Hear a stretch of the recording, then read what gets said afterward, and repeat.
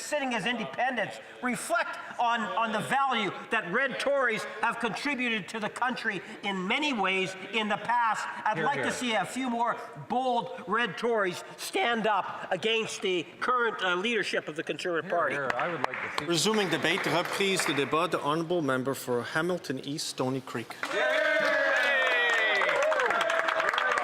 Thank you, Mr. Speaker. I am splitting my time with the member from Fort McMurray, Cold Lake. Yes. Today I rise on the motion to commit this government to a new pipeline from Alberta to the West Coast. First, I think we need to be really clear what this Liberal Memorandum of Understanding really is. It is not a real commitment to Canadian energy. It is a political charade designed to make headlines rather than putting shovels in the ground. Canadians have seen this movie before. Big announcements, photo ops, and then years of backtracking and filibustering, all leading to cancelled projects. This MOU is no different. It's not a binding contract. It's not a guarantee to build a pipeline, and this Prime Minister's own caucus is now divided on whether they support their own party's policy. One thing is for certain, the Conservatives are all in agreement. No one in Canada has been more clear about the need to get an oil pipeline built to the West Coast than we have. We are a resource superpower, and through this decade of this Liberal government, we've only put hurdles in front of ourselves by keeping our wealth in the ground. With an unpredictable neighbor down south and economic conditions worldwide being tested, now is the time, more than ever, for the Liberals to step out of the way and let Conservatives deliver on a promise of a prosperous Canada. So using the Prime Minister's own words, quote, "We need to build things previously thought impossible at unimaginable speeds and build Canada into an energy superpower," unquote. The only way we can do that is with the Liberals stepping aside and letting builders build. That's exactly what this motion is. Committing the Prime Minister to his very own words. The MOU signed by the Prime Minister in Alberta in November provides, quote, "necessary conditions for a pipeline," but it is not a commitment to build one. In reality, the MOU is only that a proposal may eventually be referred to a federal office for years of further study. We've seen this roundabout language time and time again with the Liberal government in attempt to drag their feet on issues and never follow through. The MOU must have BC support, which Premier Eby has been extremely vocal that he would not support. Not only that, but the Liberals are also keeping the tanker ban in place. The tanker ban passed by Justin Trudeau in 2019, this ban on tankers would make the pipeline bringing LNG to BC completely pointless. It's like building a pipeline to nowhere. We'd have no way of getting the oil off the West Coast and into foreign markets. To further the problem, with restrictions like this baked into the MOU, the private sector wouldn't support this deal, meaning there would be no one to actually build the pipeline. The Liberals cannot claim to support pipelines while keeping laws and veto powers that make them building it virtually impossible. That's exactly why our motion before the House matters. It is not a vague promise that maybe someday we'll build a pipeline. Our motion is clear. It says, yes, we support building the pipeline and exporting 1 million barrels a day. Hear, hear, hear. By voting for this motion, members agree that we need to cut the red tape and bureaucracy, repeal the outdated tanker ban, grant the permits, and let private sector investment flow to build the infrastructure we need. This motion forces clarity. It forces the question, do you want a pipeline or just more press conferences, studies, and headlines? The Prime Minister has been asked in this very House when the pipeline will be built, and his response was that it, quote, creates necessary conditions but not sufficient conditions. Now I ask Canadians listening at home, does this sound like someone who really wants to build a pipeline? The MOU is not a shovel in the ground. The Liberals campaigned on keeping it in the ground policies. This is not a change of heart, it is a political game, and Canadians can see right through it. They tell Albertans they're in favor of a pipeline while telling BC and Quebecers they're against it. The Liberal caucus is not aligned. They've lost the minister over it, and now multiple MPs on that side have spoken out against it. This is an identity crisis for them. Meanwhile, the Prime Minister is speaking out of both sides of his mouth. On June 6th, he said he will, quote, will not impose a project on a province. On October 1st, he told his caucus if BC doesn't want it, it's not going ahead. Let's not forget that when Mark Carney was an environmental ambassador for the United Nations, he agreed that 65% of all oil and gas reserves and 90% of all coal reserves must be left in the ground. And there is no need for any exploration of new oil and gas fields. It is time to make a decision and get the divided Liberals on record for all Canadians to see.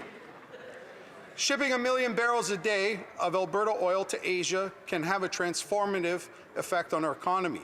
That is exactly the promise of this motion.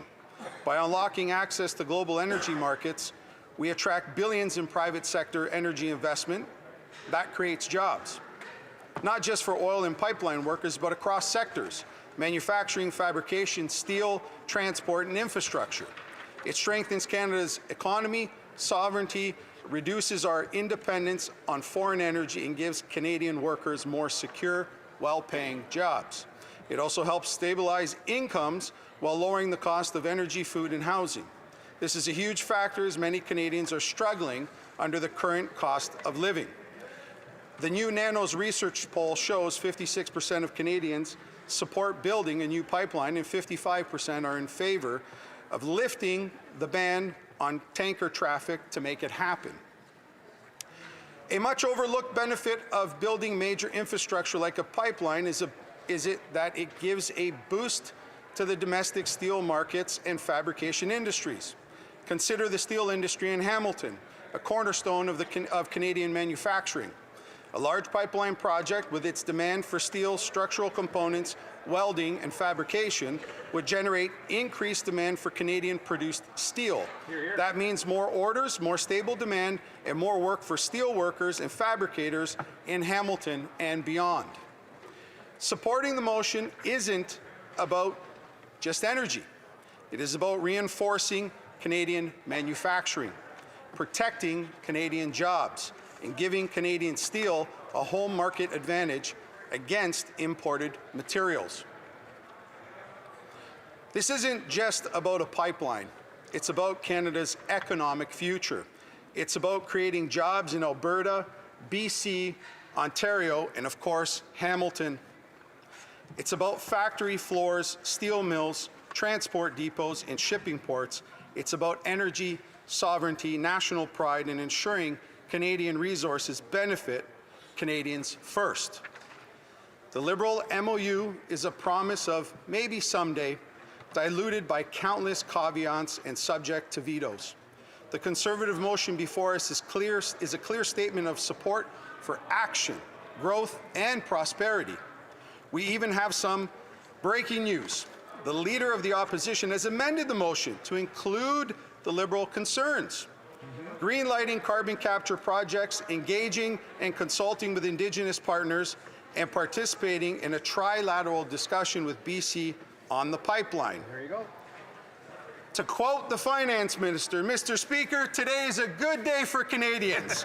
Let's build the pipeline, and I hope the Liberals will join us in building a stronger, more self-reliant Canada. Thank you. Before we go to questions and comments, just a reminder to members not to use the first name, the last name, or the full name of a member of the House, whether they be a cabinet minister or any member. With that being said, questions and comments to Honourable Government Deputy House Leader. Thank you, Mr. Speaker. I have a question for the member opposite. Earlier, his colleague said, and I quote, "We are 10 years late to believe in Canada." Does the member agree to this statement? The Honourable Member for Hamilton East Stony Creek. I do apologize. I couldn't hear the member's question.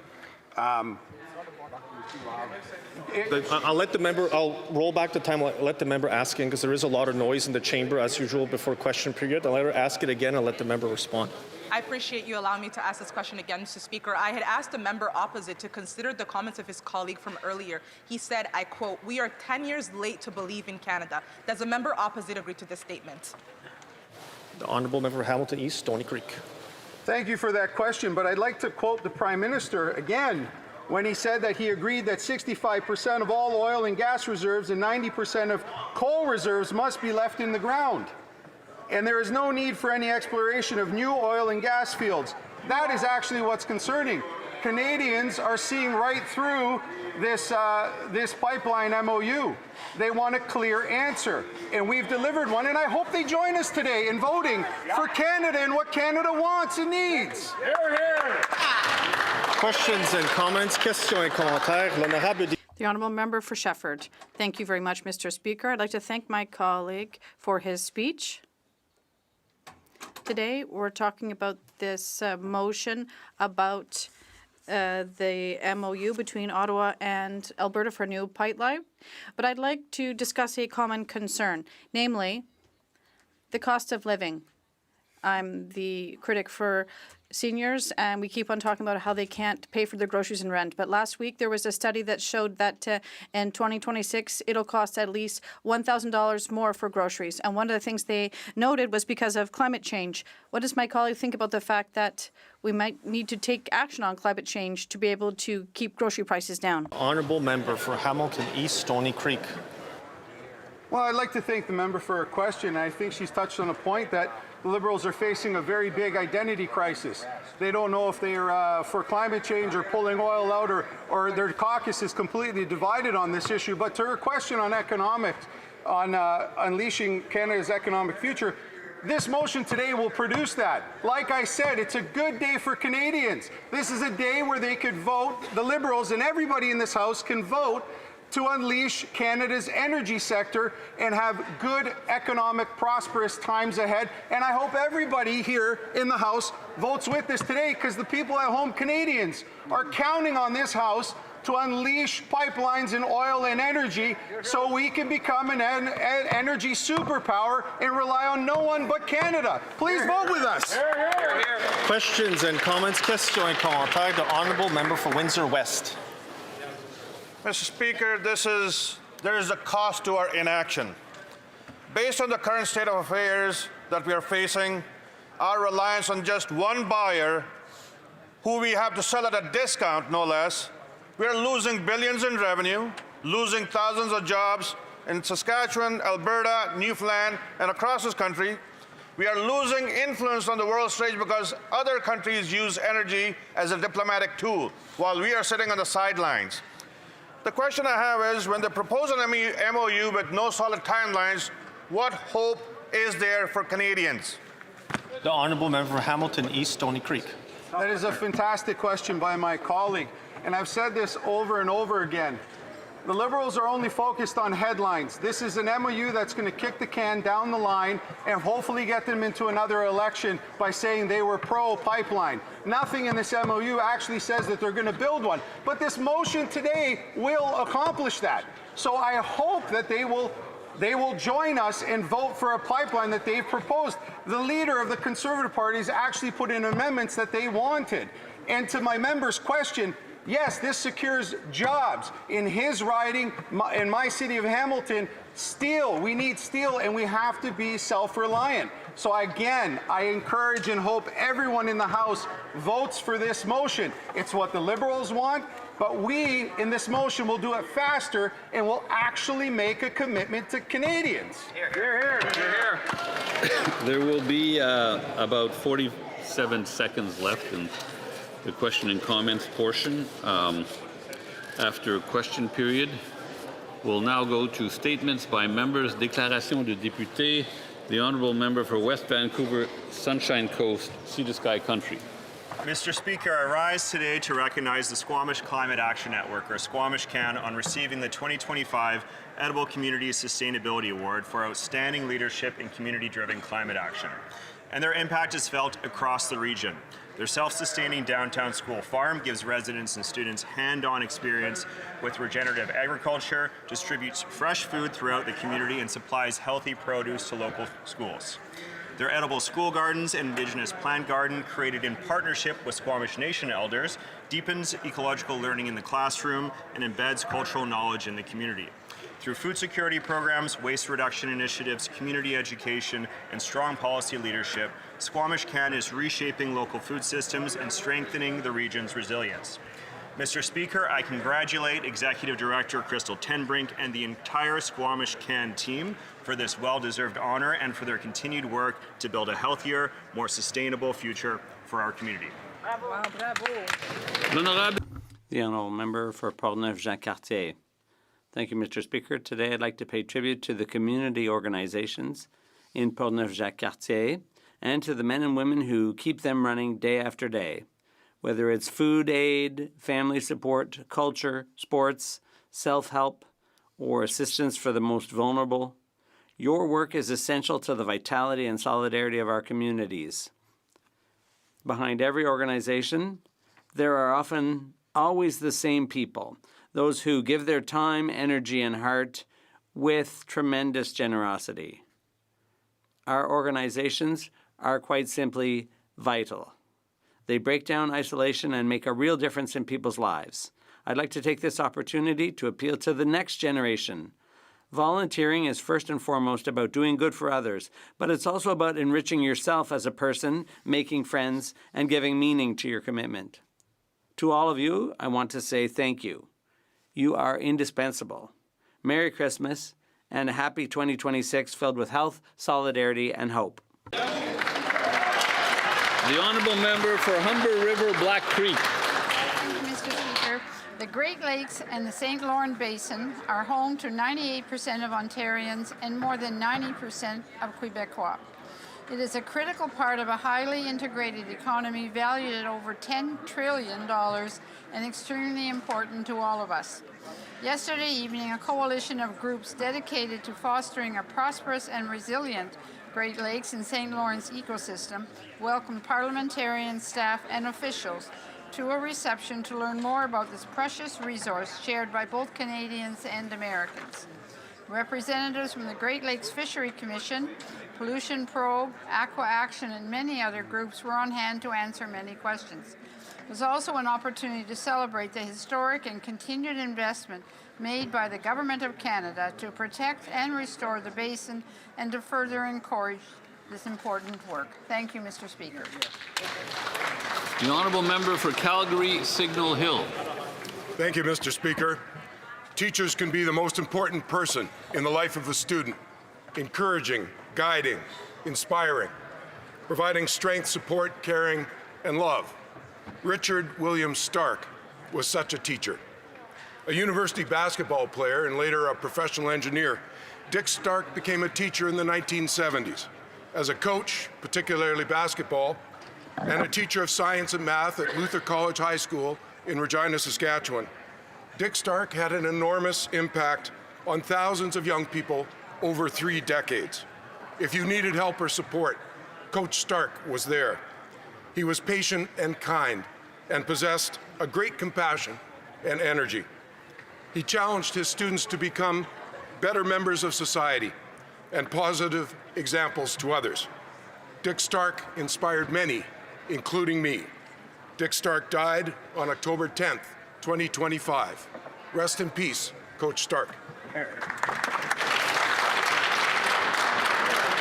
The Honourable Member for Terrebonne. Mr. Speaker, the 2025 World Bread Championship is an international competition celebrating the excellence and expertise of artisan bakers in France. At last November's event, a constituent from Terrebonne distinguished himself in remarkable fashion.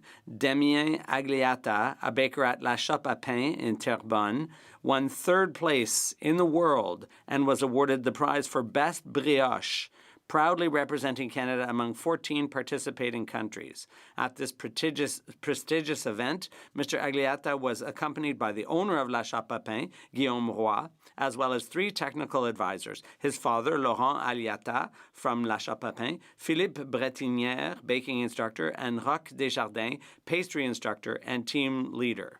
I'd like to warmly congratulate Mr. Aliata on his award, his talent, and his passion, which have put Terrebonne on the world map of bakery. And I'd also like to give a shout out to the owner of the shop, Guillaume Roy. Thank you. Calgary Skyview. Mr. Speaker, the Prime Minister admits that the vast majority of illegal firearms used in crime come from across our border. Yet instead of stopping those guns, the Liberals are pushing $1 billion gun grab scheme that targets the wrong people. In Calgary, hunters, ranchers, and the sport shooters who follow the law are being punished, while violent criminals walk free. Mr. Speaker, law-abiding Canadians are not the threat. The criminals are.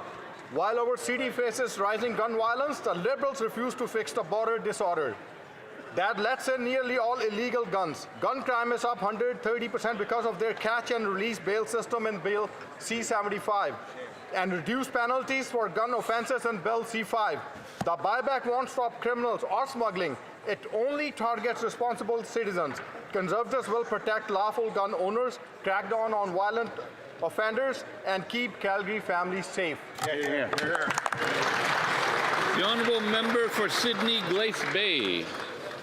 Mr. Speaker, I rise today to recognize Chief Terry Paul of the Member 2 First Nation, who's been named 2026 inductee into the Canadian Business Hall of Fame. Now, this is a testament to one of the most remarkable leadership stories in Canada. For over 40 years, Mr. Speaker, Chief Paul has guided Member 2 through economic and social transformation. Under his leadership, Member 2 became the first Indigenous government in the world to achieve ISO certification.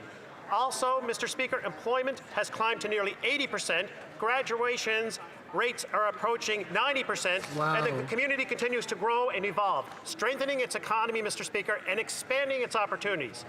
Chief Paul has also led some of the most significant Indigenous business investments in our country, including the 50% acquisition of Clearwater Seafoods. His leadership, Mr. Speaker, has reshaped opportunity for Member 2, Mi'kmaq, and all of Cape Breton. His induction is well-earned and well-deserved. Walalin, Chief Paul. The honourable member for Similkameen, South Okanagan, West Kootenay. Mr. Speaker, for over 40 years, the Penticton Shooting Sports Association has operated a facility that includes multiple ranges on land lease from the federal government. But unless action is taken before December 31st, it will be forced to close forever. For decades, it has provided a family-friendly atmosphere for hunters and sport shooters in a safe and responsible environment.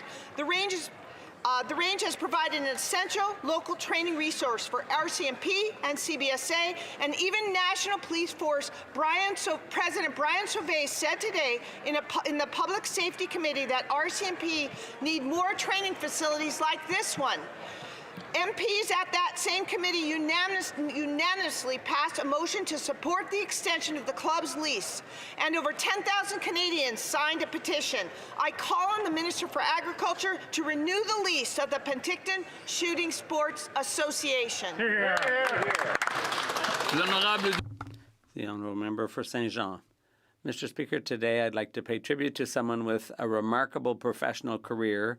Not only has she been a colleague for 6 years, she is now also a friend. Diane Godin has been a pillar of my office and a key figure in political life since the fall of 1994. Over the years, she has served 5 members of this place with remarkable professionalism: Louise Baudouin, Yves Lessard, Bertrand Saint-Arnaud, Dave Turcotte, and myself. Although we like to tease Diane, she is proof that age only matters in one place, the heart. Diane's a bit like our Dominique Michel. Even though she sometimes talks about when she's going to retire, we remind her we can't do without her. And for good reason. She's a rock star in community networks, and not a day goes by without someone telling me about the incredible service she provides constituents. Empathy and kindness are her calling card. Thank you, Diane, for your big heart and for the countless lives you've touched. Quebec and Saint Jean owe you a lot. The honourable member for Kitchener-Conestoga.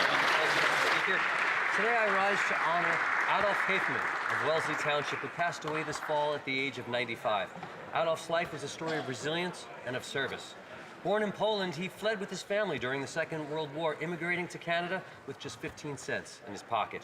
He worked on farms, then in Kitchener's manufacturing sector, before building a new life in Wellesley Township. In 1970, Adolf and his wife Emily purchased a small grocery store in Wellesley and turned it into a thriving business. His character shone through in the quiet moments, gestures like slipping food into the bag of a family in need or granting credit with no questions asked. Adolf Hafmann helped found the Wellesley Apple and Butter and Cheese Festival, a tradition that continues to bring our community together every year. He was named Wellesley Citizen of the Year and remained a pillar of generosity throughout his life. To his family and friends, thank you for sharing Adolf with us. His life reminds us that true success is measured by the lives we touch. Thank you, Mr. Speaker. The honourable member for Niagara West.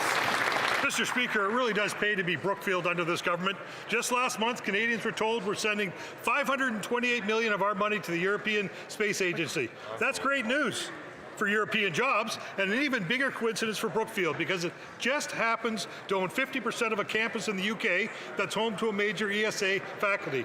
I'm sure the Prime Minister, the former chair of Brookfield Asset Management, was just as surprised as the rest of us when this deal landed. This is the same Brookfield that, while the Prime Minister was in the chair, used Bermuda addresses about bike shops and Cayman Island post office boxes to avoid paying billions in Canadian taxes. Billions that could have helped more than the 2.2 million Canadians now relying on food banks every month, or the young families who've given up of dreaming of ever owning their own home. Connections and connected insiders keep winning, while regular Canadians keep getting the bill. Conservatives will keep exposing this every single day, because clearly someone has to. Hear, hear. The honourable member for Brampton South. Speaker, as we wrap up the fall session, I rise to reflect on the work we are advancing together. This fall, our government has been working on strengthening healthcare and including simplifying residency pathway so Canadian in every community can access a family doctor, and introducing the PSW tax credit to support personal support workers. Mr. Speaker, Budget 2025 also invests in communities like Brampton, including $25 million in TMU New Medical School, the first built in the GTA more than a century. We are also supporting state-of-the-art AI infrastructure at the University of Toronto. Investments like these have the potential to strengthen and streamline healthcare. Mr. Speaker, as we enter the holiday season, I wish everyone in Brampton South and across Canada happy holidays and happy New Year. The honourable member for Miramichi Grand Lake. 2012, the Liberals accepted the resignation of Minister Bev Oda over a $16 glass of orange juice. Welcome to Mark Carney's Canada in 2025, where every Canadian now drinks $16 orange juice. The Prime Minister told Canadians he would be judged by the prices at the grocery store. Well, let's judge. Families in Miramichi are trying to survive on about $300 a week for groceries. With Christmas only a few days away, families in my riding are putting items back on the shelf in silence. People in Miramichi are being forced to choose between heat or meat. They say if you're not at the table, you're on the menu. This Christmas, Canadians aren't being invited to dinner. The Liberals government is leaving them only misery and tariffs to eat. Thank you, Mr. Speaker. I would just point out, however, that the member mentioned the proper name of another member in his statement, and that is outside the rules. We have to use titles or writing names. L'honorable député de... The honourable member for Beauport-Limoilou. Mr. Speaker, over the past few months, I've had the chance to meet some extraordinary women who are doing real good in their communities. And this year, we're proud to celebrate the 80th anniversary of the Dominican Missionary Adorers, located in the heart of my riding of Beauport-Limoilou. Founded in 1945 by Mother Julienne of the Rosary, the organization has played an essential role in our community for 8 decades. Through their action, commitment, and contribution to the well-being of the community, they've supported generations of people, promoted social development, and encouraged initiatives that foster solidarity. Their long legacy is a testament to their constant dedication to the people and families of our neighborhood. As we celebrate this 80th anniversary, we pay tribute to an institution that remains a pillar of Beauport-Limoilou and a lasting source of inspiration. Thank you. The honourable member for Grand Prairie. Thank you, Mr. Speaker. Before this Prime Minister was elected, he said that half of all oil reserves should stay in the ground. But 2 weeks ago, when signing an MOU in the province of Alberta, he said that he's now supportive of a proposal to build an oil pipeline between Alberta and a northern British Columbia port. But now that he's returned to Ottawa, he's telling his Keep It in the Ground caucus not to worry, because this project is never going to get built. This Prime Minister has become a master at telling one group of people one thing and another group of people the complete opposite. But today in this House, Liberals are going to have an opportunity to finally tell Canadians where they actually stand. Will they vote yes to the very words that the Prime Minister wrote in the MOU to support a pipeline? Or are they going to vote no and clearly reject a proposal to build a pipeline that would finally cut Canadian dependence on the United States? Canadian voters and investors are watching. What's it going to be? It's simple. Do Liberals support this pipeline or not? The honourable member for Mississauga, Erin Mills. Mr. Speaker, today we welcome Team Canada's national cricket team to the House. That Canadian cricket is world class. Cricket in Canada has roots going back nearly 200 years, and it was Canada's first national sport. That legacy isn't just history. This team is carrying it forward. In 2025, Team Canada went unbeaten through the America's regional qualifier to earn their place at the 2026 ICC Men's T20 World Cup, our second straight qualification. With a new wave of homegrown talent and thriving local and national leagues, cricket is flourishing all across the country. Every year, cricket enthusiasts from across Canada come to Ottawa to raise awareness, advocate for the sport, and play cricket with parliamentarians.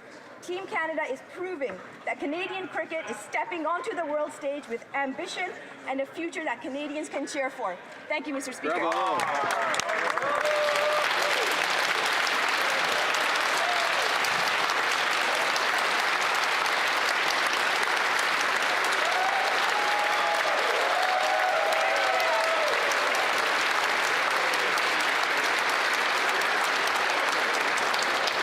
The honourable oral questions, questions orales, the honourable leader of the opposition. Canada needs a pipeline to the Pacific so that we can sell more of our product outside of the United States to other countries, make our economy more independent, strengthen the Canadian dollar, and the purchasing power of all Canadians. The Prime Minister has always been against, but now, last week, he did an about-face in Alberta. But when he came back here, there was a rebellion in his caucus, so I took the words from his agreement. Is he going to vote for those words, or can't we believe his words? The Right Honourable Prime Minister. Mr. Speaker, the Memorandum of Understanding is not something that you can pick and choose from. The opposition leader chose a few words, but not all the words. He forgot the industrial carbon price, the strengthening of that price. He forgot the methane regulations. He forgot net zero 2050. You have to eat the entire meal, not just the appetizer. Eat the entire meal. Well, that would be great if Canadians could buy a full meal, Mr. Speaker.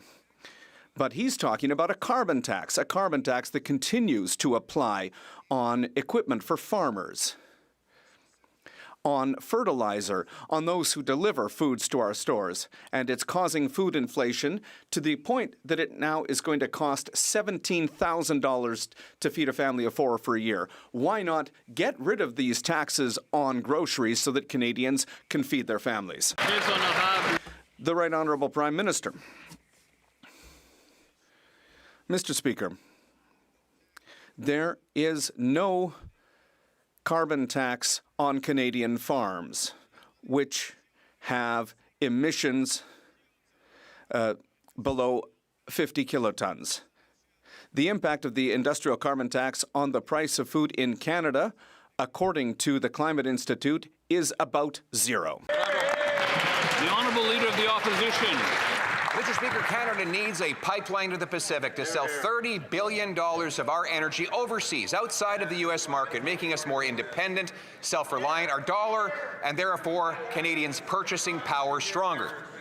The Prime Minister always opposed the pipeline, which his party killed, but last week he flip-flopped and promised while he was in Alberta in a deal that he would build such a pipeline. So I took the very wording right out of that deal and put it into a motion before the House of Commons. He experienced a massive rebellion in his own caucus, but if he's going to vote against his own words, how can Canadians ever believe his words? The Right Honourable Prime Minister.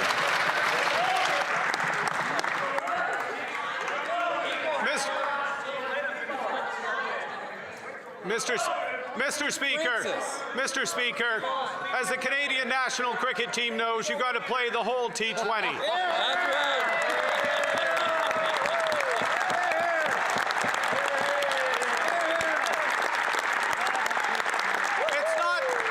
It's not just a couple of overs. It's not just the pipeline. It's not just pathways. It is a price on industrial price on carbon that goes to $130 effective. It is reductions in methane. It is net zero 2050. It is building Alberta strong, Canada strong, durable, sustainable, and... The Honourable Leader of the Opposition. I took the wording for the motion right out of his deal. And if he votes against the motion, he's voting against a pipeline to the Pacific. He's voting against overriding the discriminatory and anti-Canadian ban on shipping our energy abroad.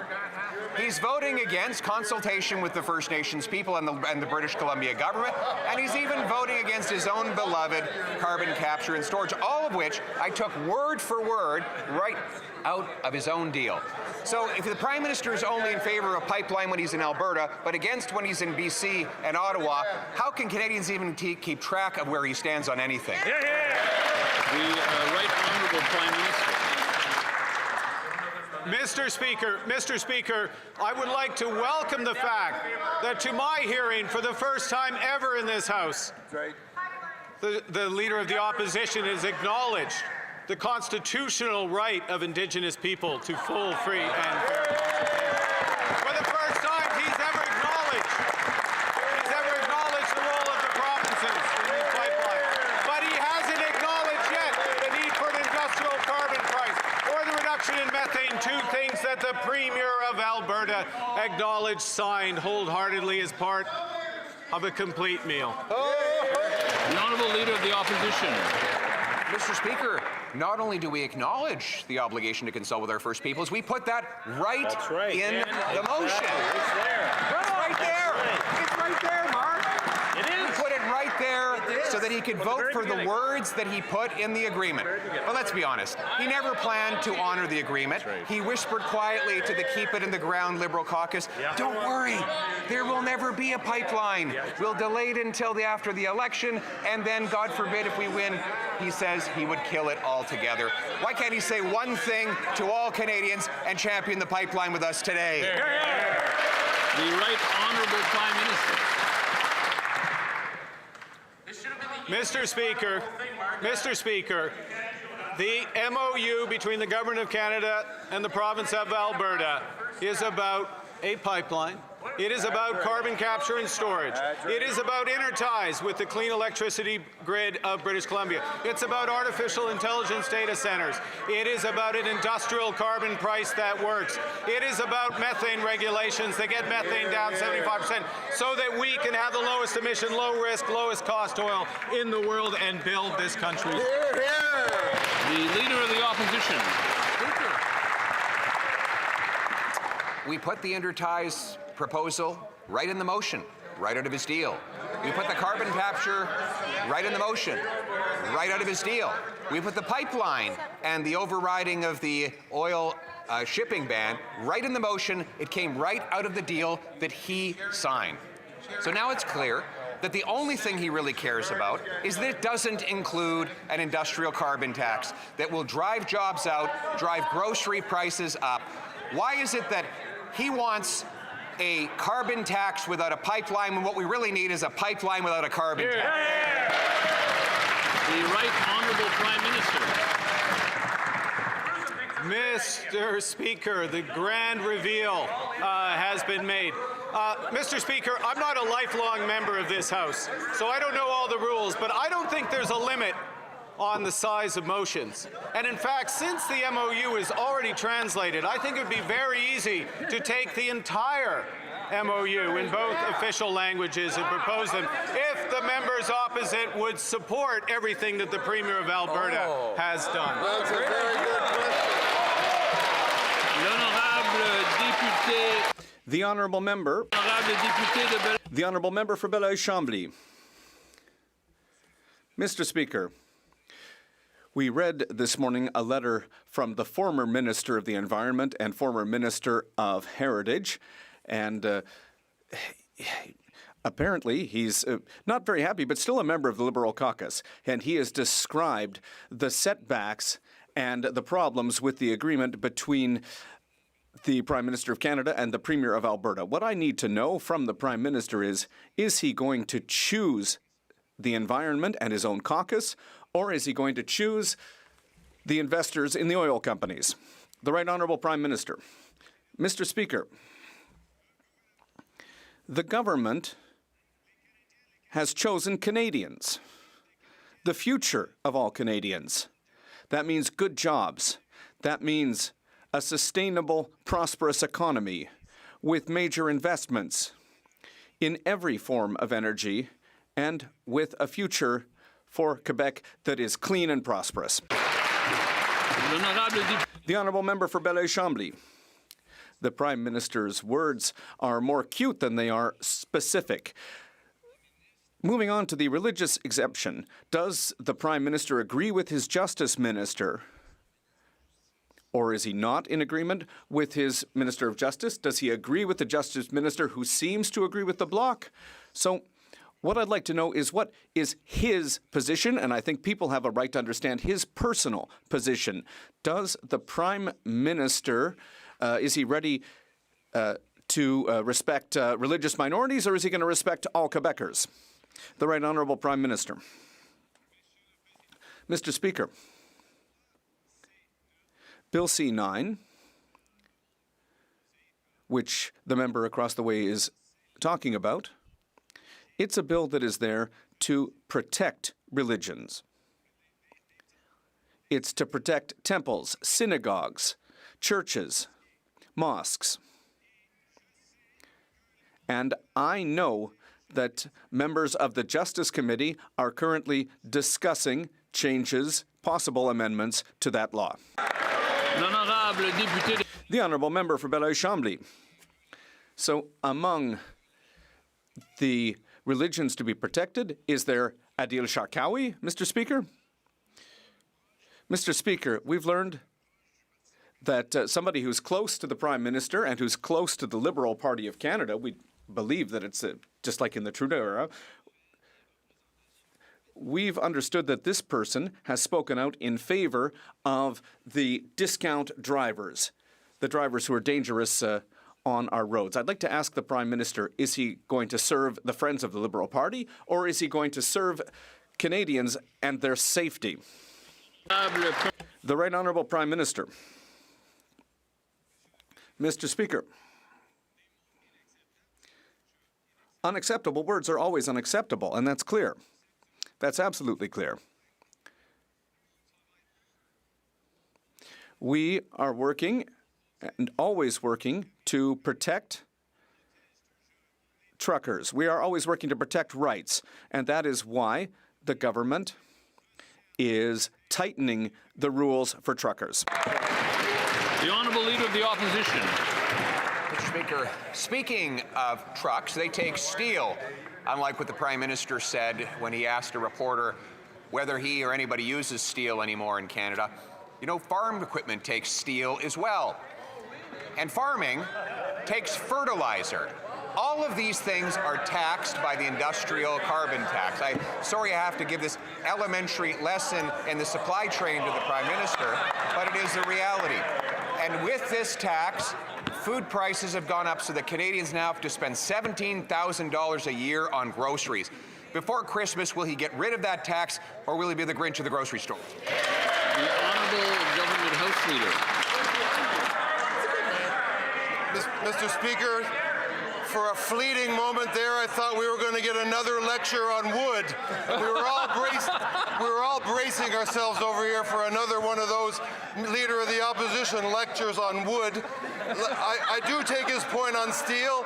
Indeed, there is steel in farm equipment. Indeed, Canadian farmers are the best in the world. Indeed, our Minister of Agriculture and the entire government are rallying behind them to support our farmers, to support our steel workers, to support our economy, to build big projects with Alberta, with British Columbia. We're going to keep doing that, Mr. Speaker.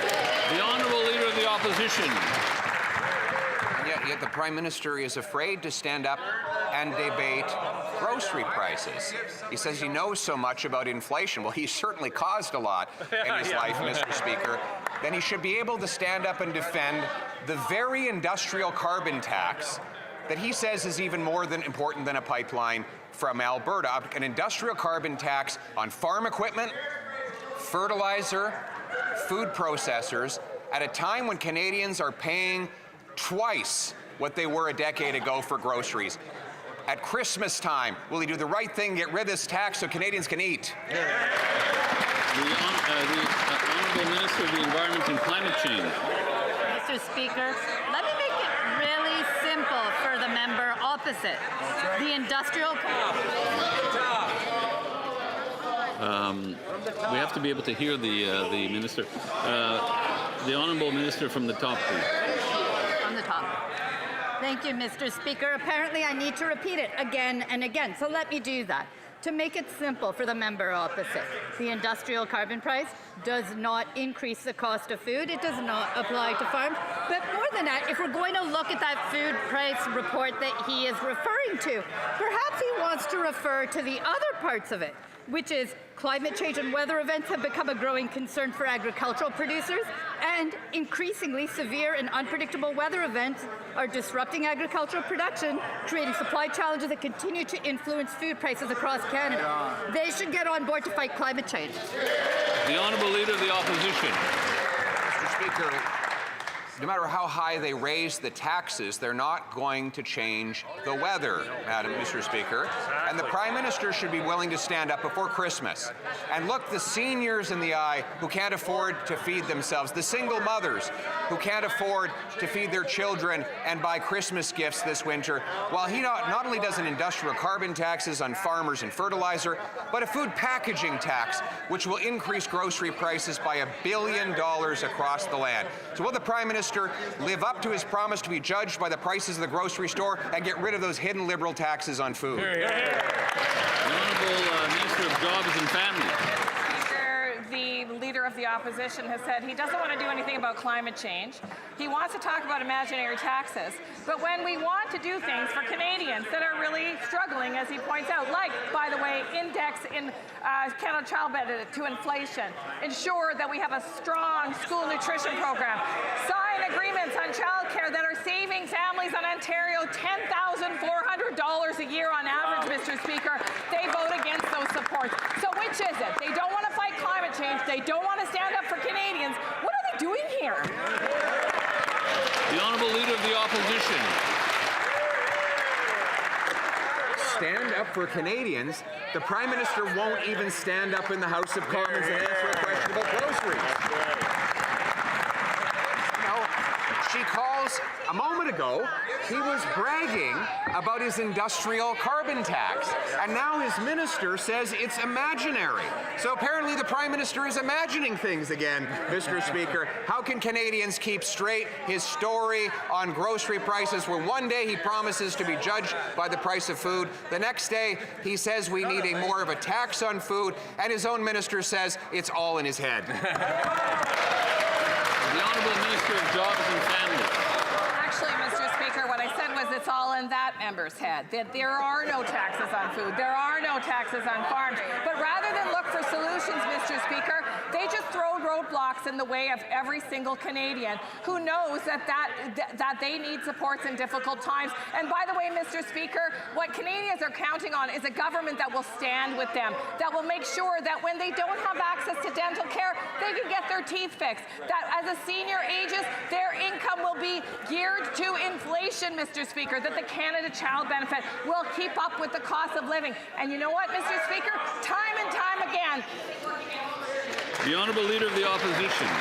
Mr. Speaker, as Canadians walk down grocery aisles week after week looking at prices rising to the point where they can no longer afford even to buy beef or put meat and potatoes on their dinner table, they see the Prime Minister who promised that he would be judged by the price at the grocery store, unwilling to even stand up and defend his appalling record of increasing grocery bills by $1,000 for the year to come. It's not just his industrial carbon tax. He's doubled the deficit Trudeau left behind, which will once again stoke inflation.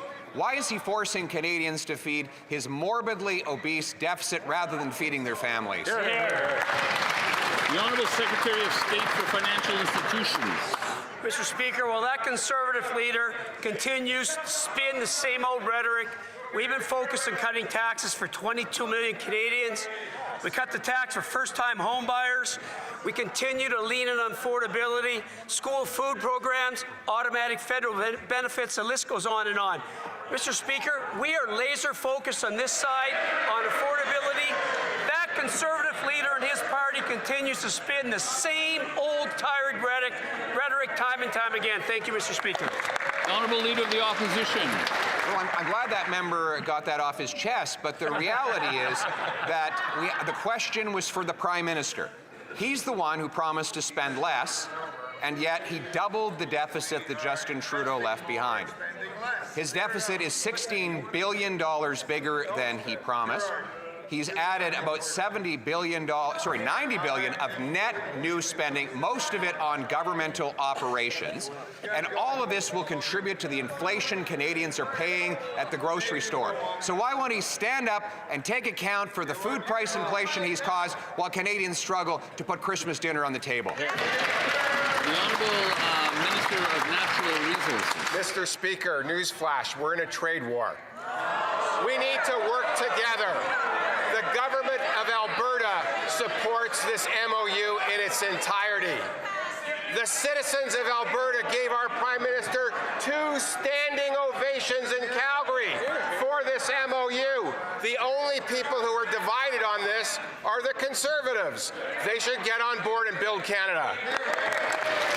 The Honourable Leader of the Opposition. Maybe we should tell that to the Liberal member for West Vancouver Sunshine Coast, the Liberal member for Vancouver Grenville, the Liberal member for Beaches East York, the Liberal member for Victoria, for Vancouver Quadra, South Surrey White Rock, Honoré Mercier, Fleetwood Port Kells, Laurier Ste. Marie, Coquitlam, Port Coquitlam, North Vancouver, Capilano. These are all the 11 Liberal MPs who have spoken out against the Prime Minister's deal, and instead of standing up to them, instead of standing up to the Leave It in the Ground Liberal caucus, he's backed down, put them back in charge, and blocked his own pipeline, Mr. Speaker.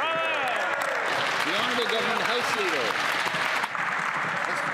Mr. Speaker, every one of those 11 people, indeed every one of the 170 people on this side of the House who were elected to put Canadians to work, building major projects, building it with Canadian steel, Canadian lumber, Canadian aluminum, protecting our workers, protecting those most vulnerable, coming to the aid of families. 170 Liberal members on this side of the House supporting a strong Canada, a compassionate Canada, and we are completely united on all of that, Mr. Speaker.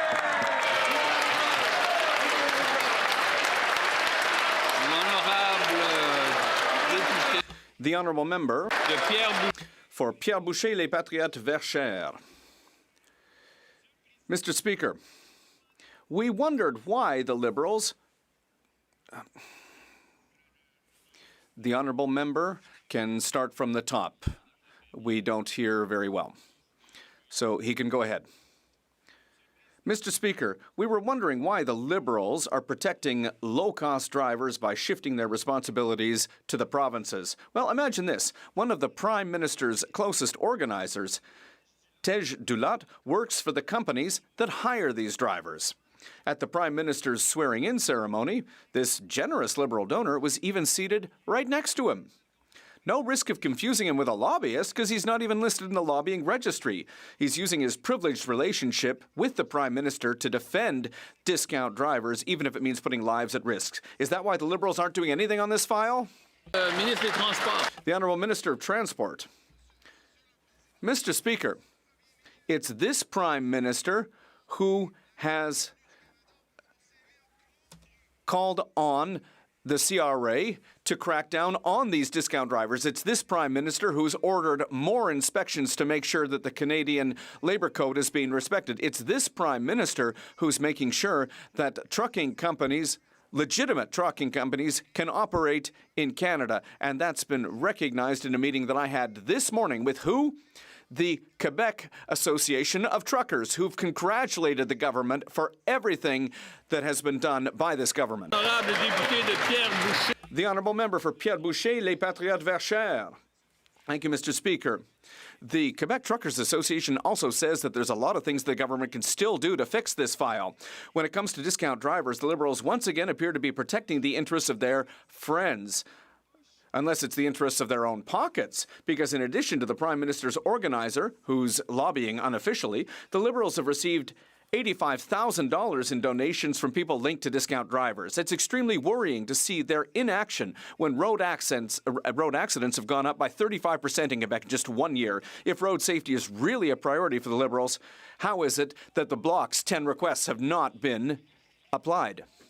The Honourable Minister of Transport. Mr. Speaker, in all the actions that have been taken by the Prime Minister, by the Minister of Finance, by the Labour Minister and the Minister of Transport to crack down on these discount drivers, regime that I would note was created by Mr. Harper, one thing has been missed, and I think that Mr. Plamondon is going to come and reproach the Bloc Québécois because the Bloc is asking for the federal government to interfere in the jurisdiction of the government of Quebec to fix their issues and their problems. Mr. Speaker, we're not going to do that. The Honourable Member for Chilliwack Hope. The Prime Minister can't be trusted on pipelines. He endorsed Justin Trudeau's cancellation of the approved Northern Gateway pipeline and stopped the shipment of Canadian oil through Northern BC. Now he claims he might allow a new pipeline, but his Liberal MPs insist that it will never get built. Instead of playing both sides, the Prime Minister should definitively endorse a new pipeline to Canada's west coast and cancel the Liberal ban on shipping oil from Northern BC. Will the Prime Minister finally stop the doublespeak, stop obstructing the pipeline, and vote for the Conservative motion today? The Honourable Minister of Natural Resources. Mr. Speaker, for a future pipeline, it means diversifying our trade and greater competitiveness on a global scale. We need to put cards in our hand to fight this trade war.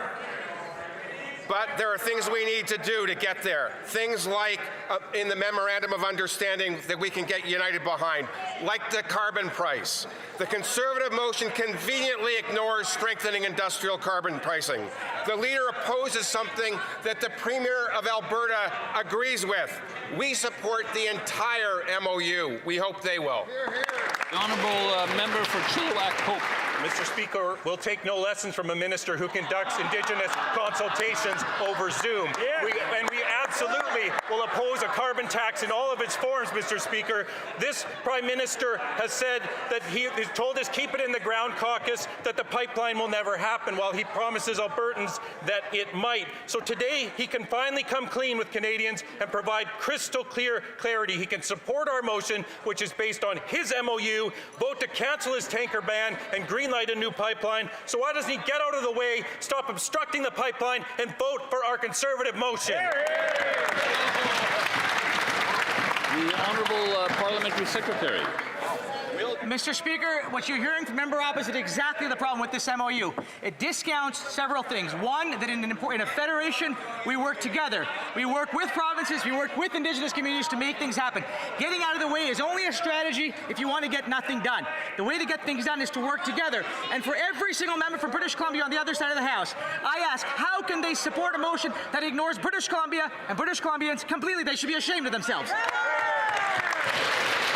The honourable member for Calgary-Midnapore. Today is a monumental day for Canada's energy sector and for my province of Alberta. We will see if the Liberals stand behind their Prime Minister's promise to build a pipeline for Canada, or will he do as his predecessor and submit to his Keep It in the Ground caucus. Families in my riding are worried that this Prime Minister is paying lip service once again and that these are empty words. And it's no surprise as to why, after how this government has destroyed the natural resources sector over the last decade. So will the Liberals stop obstructing a pipeline and vote for our motion? Or will Alberta have its hopes dashed again? The Honourable Secretary of State for Labour. Speaker, I think that honourable member should tell her constituents this, that this government was elected to do big things, that we are focused on making the largest infrastructure investment in Canadian history, Mr. Speaker. We're going to be building bridges, community centres, hospitals, transit, thousands of good-paying jobs, Mr. Speaker, with Canadian steel, Canadian lumber, Canadian aluminum, with Canadian skilled trades workers. But the Conservatives voted against every single part of this, Mr. Speaker. Voted against building houses, voted against major projects, voted against opportunities for youth. When will the Conservatives get on board, Mr. Speaker? The honourable member for Calgary-Midnapore. Well, this Prime Minister continues to talk out of both sides of his mouth. He has mastered his predecessor's art of saying one thing in one province and another thing in another. Albertans want the truth. In a pathetic display of misrepresentation, his own Calgary MP couldn't even defend the leading sector and source of livelihood for Calgarians. So will this Prime Minister stand in this House and tell the nation, tell Alberta, tell Calgary, and tell the member for Calgary Confederation that his government will not blame anyone else, not put this on anyone else, and that he will ensure a pipeline is built? The Honourable Minister of International Trade. Mr. Speaker, the MOU is about building Canada strong. The people of Alberta, I was born in Calgary. I talk to Albertans every single day, and they know that our Prime Minister is bringing Canadians together to build big things, to build a stronger economy. Meanwhile, the Conservative leader has spent 20 years in this House, including as a minister, and has built nothing, continues to divide Canadians, continues to play political games. Mr. Speaker, now is not a time to play games. It's time for serious leadership to step up and build Canada strong. The honourable member for Edmonton Northwest. The Prime Minister is talking out of both sides of his mouth on pipelines and tanker bans. Behind closed doors, he whispers to the Liberal Keep It in the Ground caucus that the pipeline will never be built, while signing an MOU to build one for Canadians. The Liberals say they are for a tanker ban, but then the Prime Minister promised to override it in the MOU. The Prime Minister promises Indigenous communities a seat at the table for a pipeline, but has ignored them for the last 8 months and is cutting them out of the tripartite decision-making table. Wow. Will the Liberals stop obstructing the pipeline by voting for their own MOU? The Honourable Minister of Indigenous Services. Thank you. You know, I want to speak to what the Conservative Party claims this motion speaks to. While on one hand, they speak to half the sentence of respecting consultations for Indigenous people, they are also speaking on the other side of their mouth to the jurisprudence that would allow these projects to move forward. So I want to understand, what are they doing? Are they consulting or pushing projects forward? Because that's the concern of Indigenous people. That is what they're bringing to the table. That is what we're looking at when they come and work with us in partnership. And that is the future that they want to decide on with us. The honourable member for Acadianapolis. The Prime Minister said he would be judged by the minister responsible for COA knows well that fisheries.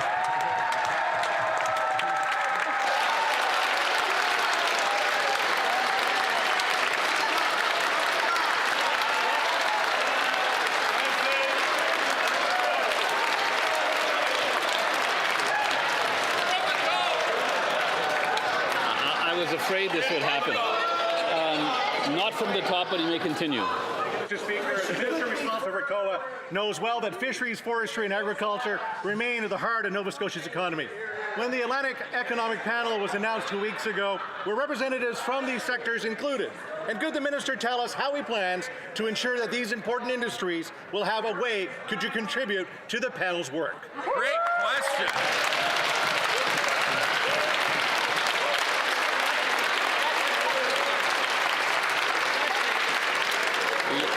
The Honourable Minister of Justice.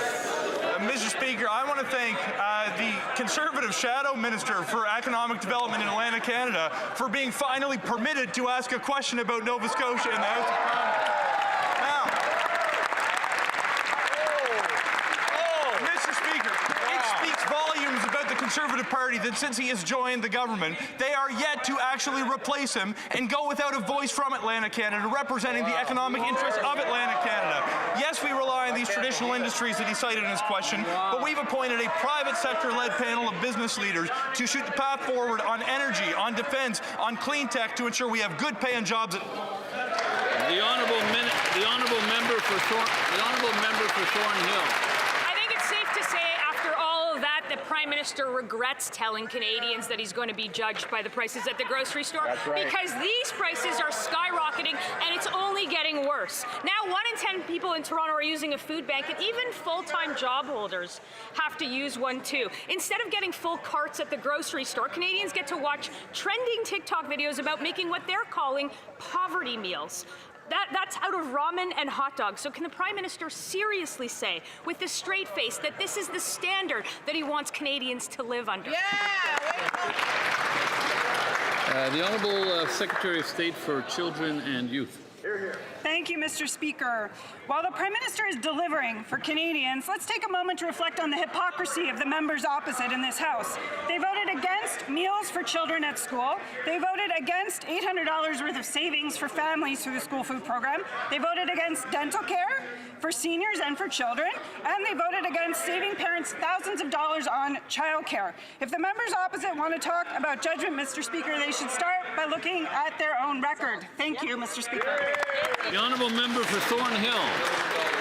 Is that after a decade in power, Let Ottawa Feed Your Kids, they've already admitted their failure after 10 years. Let me put it in context, though, for that minister.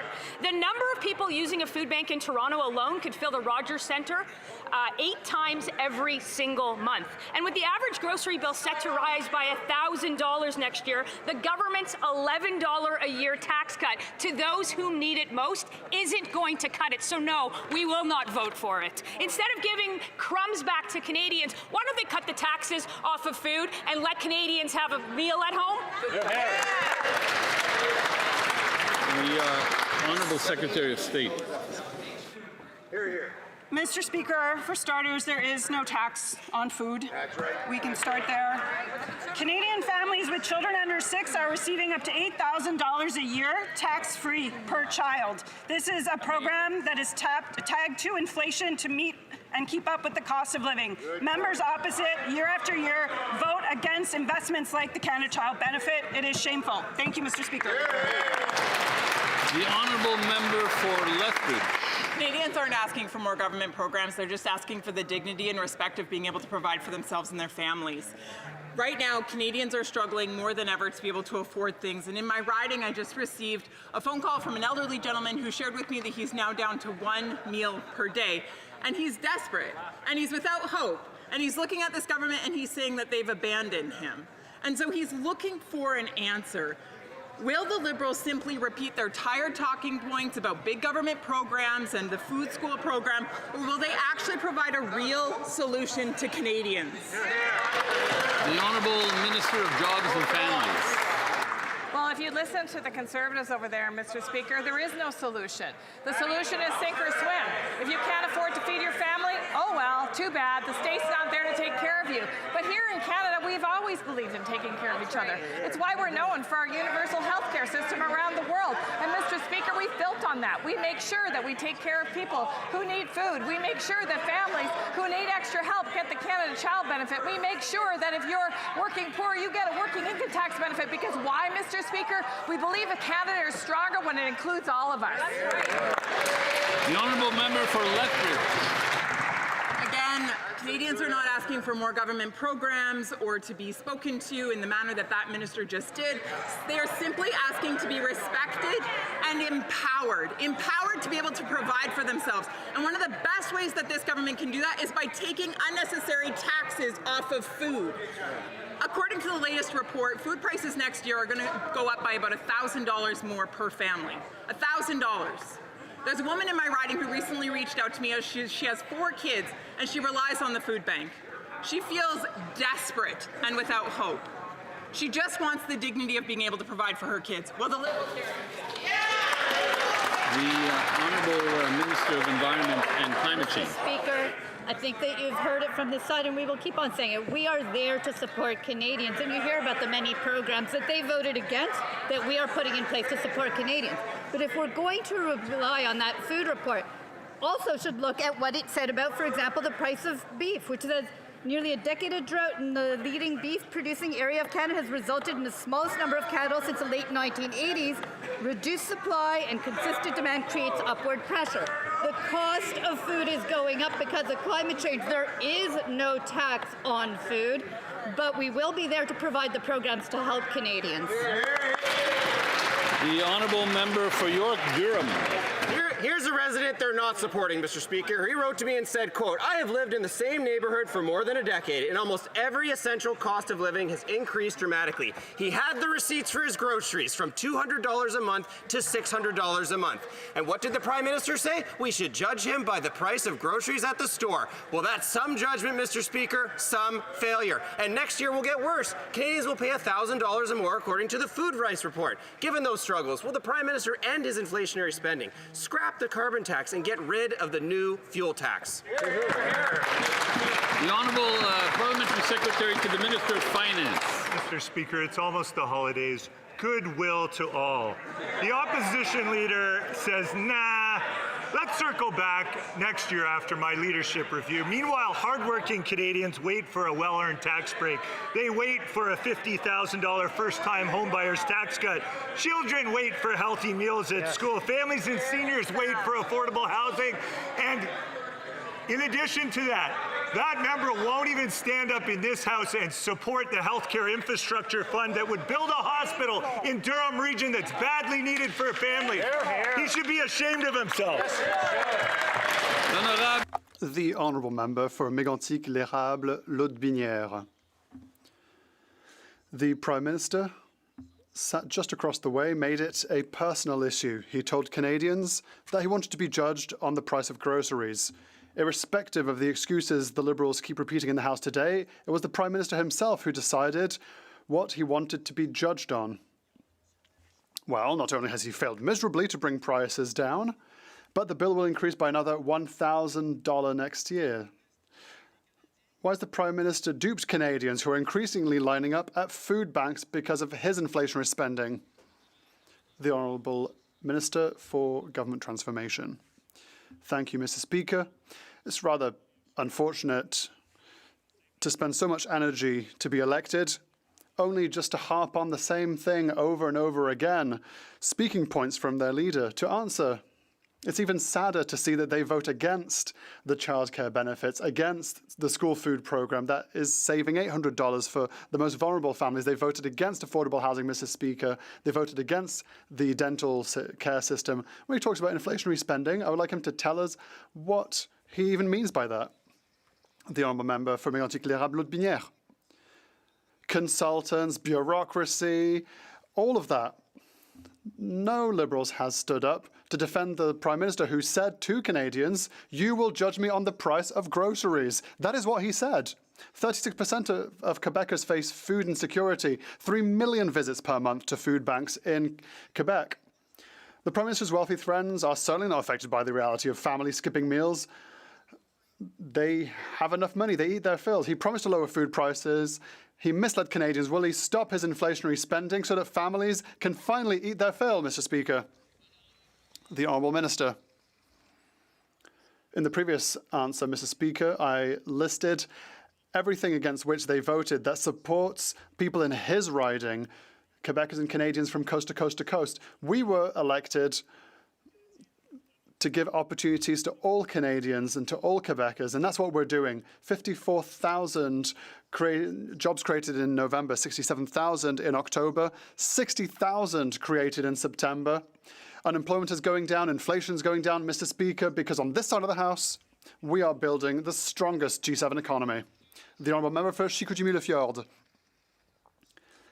Mr. Speaker, the Prime Minister said that we needed to judge him on the cost of groceries. 8 months later, the price of food has exploded and families can't feed themselves.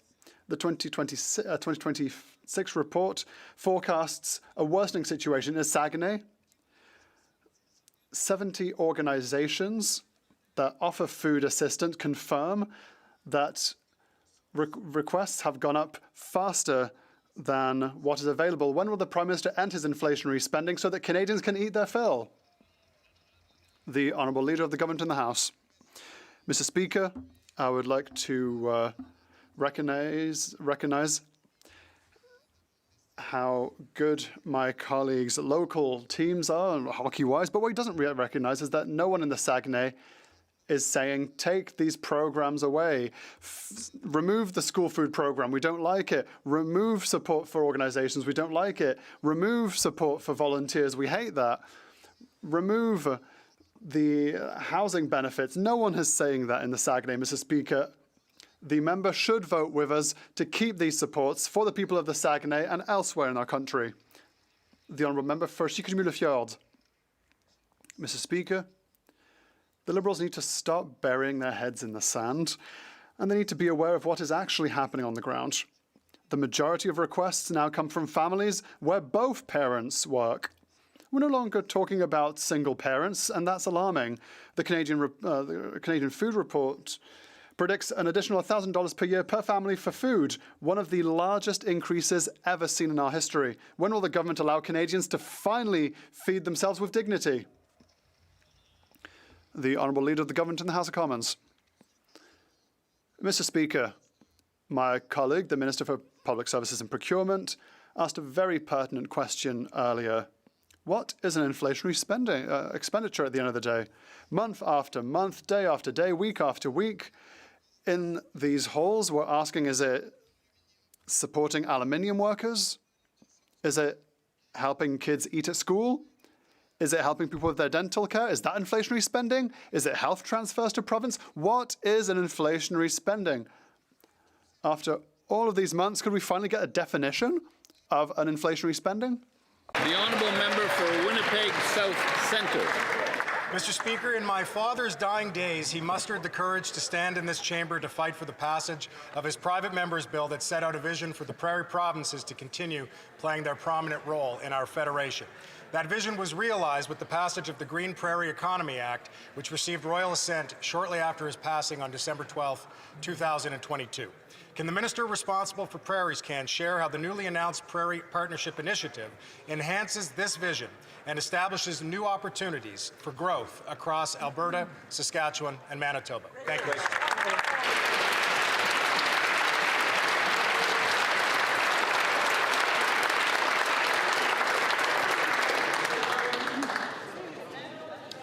The Honourable Minister. I want to thank the member for Winnipeg South Centre for his question and for his continued support as we advance the legacy that his father set in motion for a stronger prairie economy.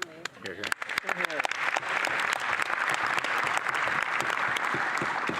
The Prairie Partnership Initiative is a new coordinated approach that gives significant prairie projects a clear pathway through the federal system so that they can move from ambition to action. By aligning federal expertise with prairie priorities, the PPI will help meet this critical moment by positioning the prairies at the... The Honourable Member for Middlesex. The Prime Minister Minister told Canadians that he should be judged by prices at the grocery store. Well, Canadians have judged, and they're angry. When the Liberals came into office in 2015, the Canadian grocery bill was $159 a week. And after 10 years, it's more than doubled now to $338. Greg from Kamoka wrote me to say that he's sick of the rules for you and not for me attitude. Speaker, families can't afford meat and they're lining up at food banks while these Liberals continue to feast at public expense. So why does this Prime Minister think that he deserves luxury while Canadians can't afford lunch? The Honourable Secretary of State for Sport. Thank you, Mr. Speaker. You know, watching the leader of the Conservative Party lose in slow motion today has been a little bit amusing, but what's more interesting is watching him do it with a big grin on his face because he's so proud of himself. He's proud to vote against childcare, and he's proud to vote against school food programs, and he's so proud to vote against affordable housing. But what else he's proud of today, he's also proud to call climate change just weather. And he's also proud to refer to Indigenous people with a possessive noun. They're not ours. Mr. Speaker, he seems very proud of himself, but you know what Canadians are proud of? They're proud of our institutions. They're proud of programs that support them, and they're proud of this side, on this government. We're supporting them. The Honourable Member for Middlesex London. Are starving, and this member is making fun of things, and I say the Liberals should all be judged by the prices at the grocery store. Bad Liberal policies are what's driving up the cost of food by $1,000 next year. Caitlin from Thames Centre says the government is driving us into systemic destruction at the cost of food, fuel, and groceries soar. Elber from Strathroy asks why the Prime Minister promised cheaper groceries, safer streets, and more homes, but after 7 months, all he's delivered is higher prices, higher crime, and less for hardworking Canadians. So do the Liberals even care that there's over 2.2 million visits to food banks, or are they just here to help Brookfield line the Prime Minister's pockets? The Honourable Secretary of State. Thank you, Mr. Speaker. First, there's no taxes on groceries. There's no taxes on food. There will never be taxes on groceries, and there will never be taxes on food. And that member's a farmer. She should know better. She should know that the industrial carbon price has absolutely no impact on the cost of groceries, Mr. Speaker. They keep talking about things like the price of coffee. Maybe they should stand up and talk about how industrial carbon pricing in Canada affects the Colombian price of coffee, Mr. Speaker. It's absurd, Mr. Speaker. They're very, very proud to vote against all these programs that support Canadians, but if they could just provide Canadians with one solution to help them at the grocery store over this holiday season. Merry Christmas. Yeah, truly, Merry Christmas.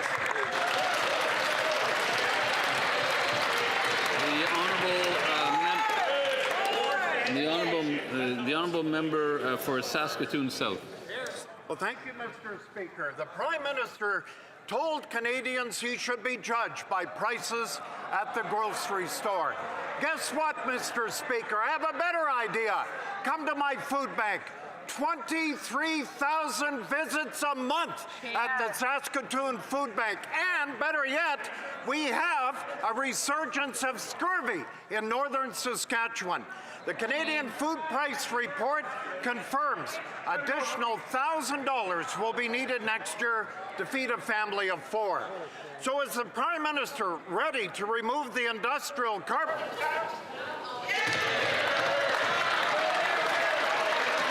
The Honourable Secretary of State for Rural Development. Thank you very much, Mr. Speaker. Let's see what has this tired and old opposition accomplished in the last 10 years. Addressing food affordability, zero achievement. Addressing housing needs, zero achievement. Building major projects, zero achievement. Addressing the challenge of tariff, zero achievement. But their negative attitude towards Canada must stop. Because if they don't stop attacking Canada, I'm saying today I'm going to take every single one of them off my Christmas card list.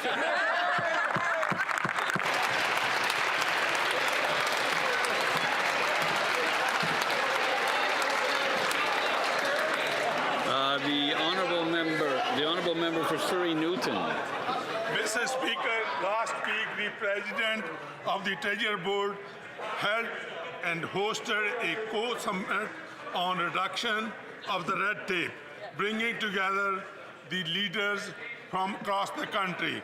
Could the President update the House what came out of this summit and how this work will help cut red tape, speed up approvals, and strengthen Canada's economy? The Honourable President of the Treasury Board. Monsieur le President, I would like to thank my colleague for this excellent question. The summit was an important step forward, building on the 60-day red tape review we launched in July. We recently announced a new series of horizontal reviews. These reviews look across government to eliminate regulatory barriers and deliver faster and more reliable services, so we can grow our economy faster and build Canada strong, and to build the strongest economy in the G7. Thank you, Mr. Speaker. The honourable member for Edmonton Griesbach. Mr. Speaker, this Prime Minister told Canadians he should be judged by prices at the grocery store. Well, 8 months later, those prices have skyrocketed. I've heard countless horror stories in Edmonton of families struggling to afford food. I've even heard of single moms selling their furniture online to pay for rent and groceries. Just this week, Miranda from North Edmonton told me, I honestly don't know how people are getting by. It's heat or eat. When will these Liberals cut their inflationary spending and gas the industrial carbon tax so Canadians can afford to eat? The Honourable Secretary of State for C. 2025 winds down and we're reviewing our Spotify Wrapped. Let's look at the Conservatives' 2025 Wrapped. In 2025, the Conservatives lost their 4th election in a row, spent Alberta's money on a by-election so they could say they created at least one job, invented imaginary taxes, and presented a platform with no plan to support seniors or families. Mr. Speaker, they need to work on their playlist because they are not listening to the same tunes as Canadians.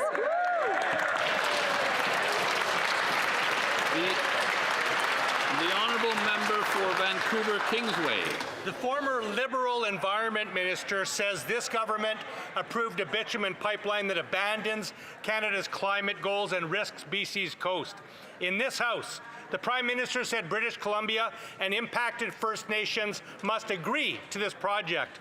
In BC, the Energy Minister claimed free, prior, and informed consent is required. But the MOU signed between Ottawa and Alberta says no such thing. Liberals are telling one story here, another in BC, and yet another in Alberta. Canadians deserve to know, is consent for this pipeline required or not? The Honourable Minister of the Environment and Climate Change. Mr. Speaker, the Prime Minister was very clear in this House. He said that the agreement requires agreement from British Columbia, requires the agreement of First Nations. That has been said in this House, and we stand by that right here, right now, and we will continue to. The Honourable Member for Saanich Gulf Islands. Thank you, Mr. Speaker. One section of the enormous Bill C-15, over 600 pages of omnibus budget bill, that's not yet been even mentioned in this place, and it wasn't mentioned in the budget either. So the idea that the Budget Implementation Act just implements things in the budget is belied by pages 301 to 304, with it exempt at ministerial discretion the application of Canadian law to any entity, which could be people or corporations, at the discretion of the minister with no public oversight. Can anyone here, particularly Minister of Finance, explain? The Honourable Parliamentary Secretary to the Minister of Finance. I agree with the member that the budget bill is full of really great measures for this country, but one thing we can all acknowledge is that Canada has world-class innovators and entrepreneurs, those of whom will help us build the strongest economy in the G7.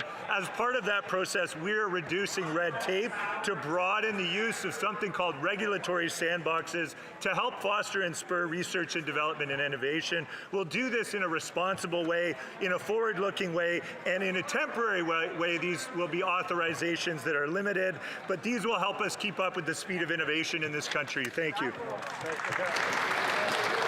And that concludes the question period. I'd like to inform the House that the volume of earpieces will now be reset.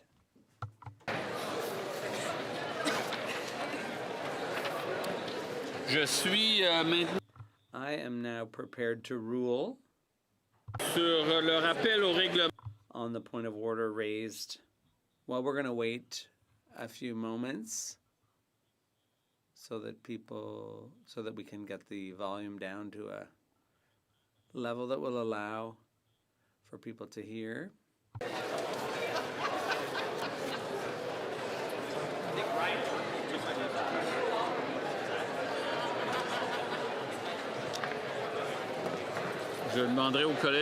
I would ask colleagues who wish to do so to leave as quickly as possible.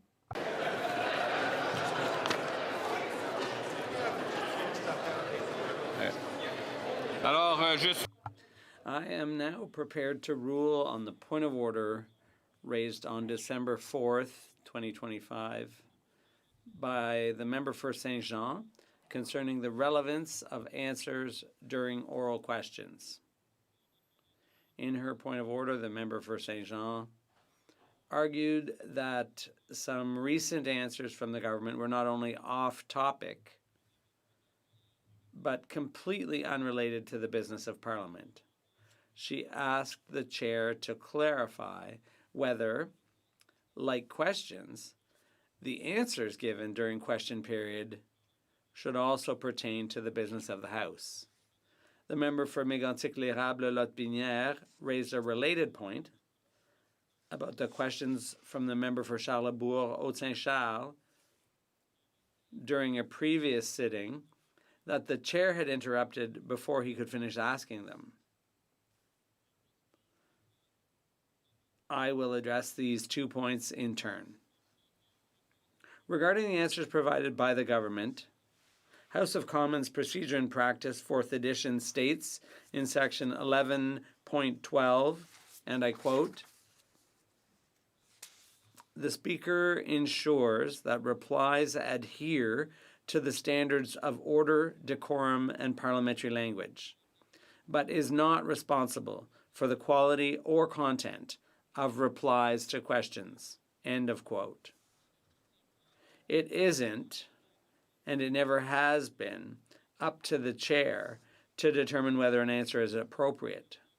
Multiple rulings by my predecessors have underscored the chair's limited authority over the content of answers.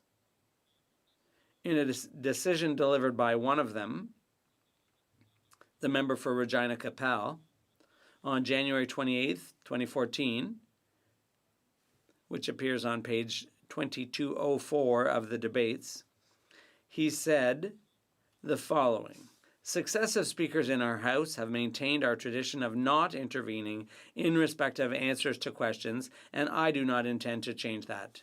End quote.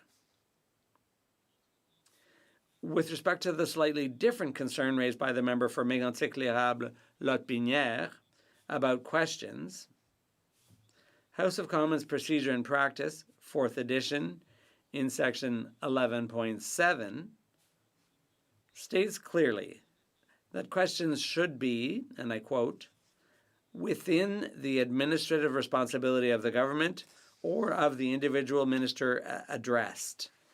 Unquote. To play in assessing the admissibility of questions. My immediate predecessor made clear what the chair's expectations are when a member rose to ask a question. On December 10th, 2024, at page 28,755 of the debates, he stated, quote, "If members want to ensure their questions are in order and to get an answer from the government, they need to phrase them clearly and to quickly make a direct connection to the government's administrative responsibility." End of quote. This is advice that I also endorse without reservation. When such a connection is not made, members risk being interrupted by the chair.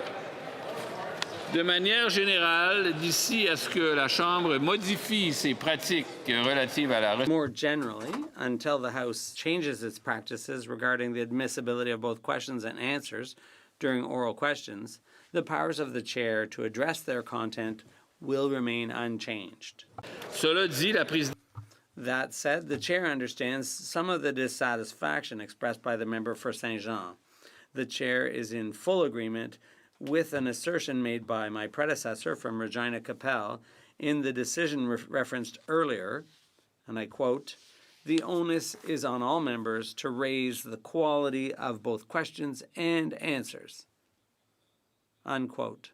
The chair hopes that this sensible reminder will continue to guide members on both sides of the House in the days ahead.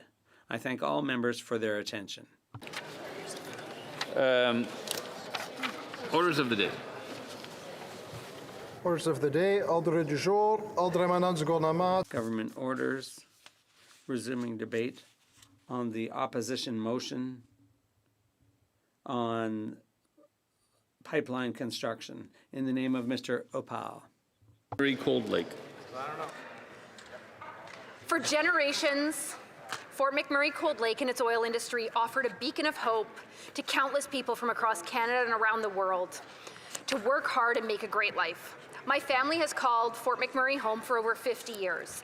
My dad and grandparents moved up to Fort McMurray in the 1970s in search of a better life. They worked hard to provide opportunities for their family and give back to their community. Fort McMurray Wood Buffalo is home to the third largest proven oil deposit in the world, and 97% of Canada's oil comes from the oil sands. 96% of Canada's oil sands oil comes from the Fort McMurray region. Canada's oil sands production averages 3.1 million barrels a day. I am proud to stand here representing Canadian oil sands workers in Parliament, and many years ago, like my dad and my grandfather before me, I laced up steel-toed boots and reported to work in health and safety